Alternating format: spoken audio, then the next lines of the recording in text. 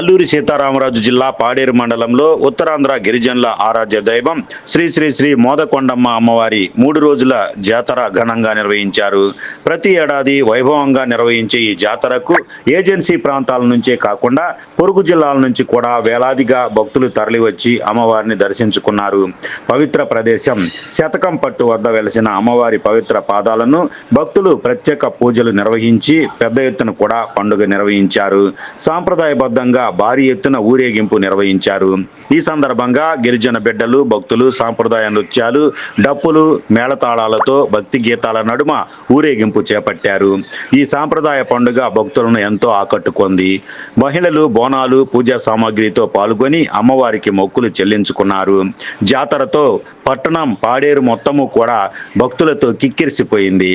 ఆలయం పరిసర ప్రాంతాల్లో ప్రత్యేక అలంకరణలు చేపట్టి విద్యుత్ దీపాలతో ప్రకాశవంతంగా తీర్చిదిద్దారు. భక్తులకు ఎలాంటి ఇబ్బందులు కలగకుండా అధికారులు త్రాగునీరు, వైద్య శిబిరాలు, ట్రాఫిక్ నియంత్రణ వంటి ప్రత్యేక ఏర్పాట్లు చేశారు.